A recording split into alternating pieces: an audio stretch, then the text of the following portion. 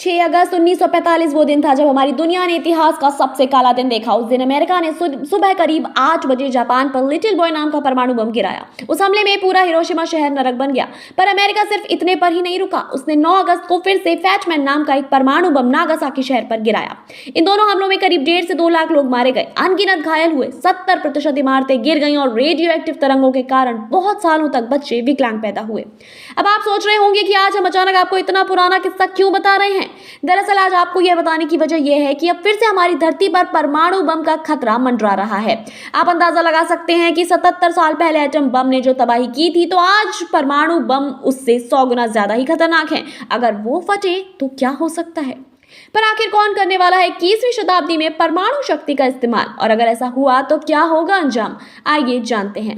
पिछले करीब 7 महीने से रूस और यूक्रेन में युद्ध जारी है। इस युद्ध के कारण भारत से यूक्रेन मेडिकल की पढ़ाई करने गए बच्चों को वापस भागना पड़ा था। शुरू के करीब 2-3 महीने तक तो मीडिया ने इसको खूब कवरेज दी और उसके बाद मामला ठंडा पड़ गया।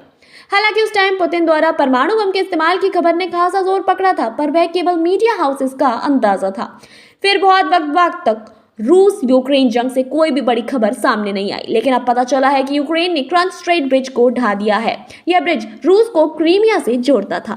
क्रीमिया में तैनात रूसी सैनिकों के लिए पुल बहुत जरूरी था। ट्विटर पर शेयर की गई तस्वीरों में देखा जा सकता है कि जलती हुई ट्रेन के पास पुल की दोनों लेन पूर्वी और पश्चिमी पानी में धंस गई हैं। क्रंच स्ट्रेट ब्रिज को रूसी ताकत का प्रतीक माना जाता था, जिसे 2014 में रूस ने क्रीमिया पर कब्जा कर लिया था। इसको रूस पर एक बहुत बड़ा हमला माना जा रहा है और साथ ही इस घटना को रूस के लिए बेहद शर्मनाक भी बताया जा रहा है। लोगों का कहना है कि व्लादिमीर पुतिन अब चुप नहीं बैठेंगे और वो परमाणु हमला करके रहेंगे। अमेरिका के राष्ट्रपति जो बाइडेन ने एक इवेंट के दौरान इस पर बात करते हुए कहा कि 1962 में कैनेडी और क्यूबियन मिसाइल संकट के बाद पहली बार हम महायुद्ध जैसी संभावनाओं को देख रहे हैं। यूक्रेन पर कब्जे को लेकर परमाणु हथियारों की धमकी देकर पुतिन मजाक नहीं कर रहे हैं। हमें परमाणु बम के हमले की गंभीरता को समझना चाहिए, क्योंकि इसका छोटा हमला भी बड़ी तबाही ला सकता है। यह तो बात हो गई कि परमाणु हथियारों का इस्तेमाल कौन और किस पर कर सकता है, पर आइए अब जानते हैं कि अगर ऐसा होता है तो क्या होगा।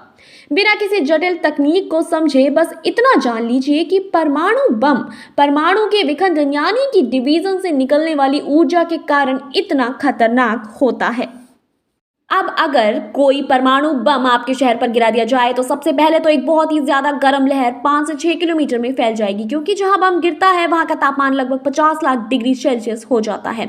यह कितना ज्यादा है इसका अंदाजा इस बात से लगा लीजिए कि इंसान का शरीर मात्र 100 डिग्री सेल्सियस में ही जलना शुरू हो जाता है। अब अगर कोई व्यक्ति 7-8 किलोमीटर दूर से उस धमाके को देखेगा तो वो फौरन अंधा हो जाएगा और उसके संभल पाने से पहले ही ब्लास्ट 10 से 15 किलोमीटर के दायरे में फैलता हुआ उसको खत्म कर देगा। इस ब्लास्ट के साथ एक शॉक वेव भी निकलेगी जो उस धमाके की आग और गर्मी से भी आगे तक जाएगी। माना जाता है कि परमाणु बम के धमाके की शॉक वेव 50 किलोमीटर तक के एरिया को अपनी चपेट में ले सकती है। इसके अलावा जब एटम बम फटता है तो एक मशरूम जैसा बादल बनता है, जिसे आपने तस्वीरों में देखा ही होगा।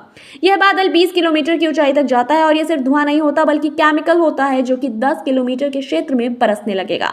इस हमले में वैसे तो कोई बच ही नहीं सकता, पर अगर मान लिया जाए कि कोई बच भी जाता है तो उसको रेस्क्यू नहीं किया जा सकता, क्योंकि वो एरिया इतना ज्यादा रेडियो एक्टिव होगा कि वहां कोई नहीं जा पाएगा। आज के टाइम में रूस के पास सबसे ज्यादा परमाणु हथियार हैं और वही उनको इस्तेमाल करने की धमकी भी दे रहा है। हम तो यही चाहेंगे कि कोई भी देश दूसरे देश पर परमाणु हथियार का इस्तेमाल ना करे। आपको हमारी ये वीडियो कैसी लगी हमें कमेंट बॉक्स में लिखकर जरूर बताइए। साथ ही वीडियो को लाइक करना बिल्कुल ना भूलें।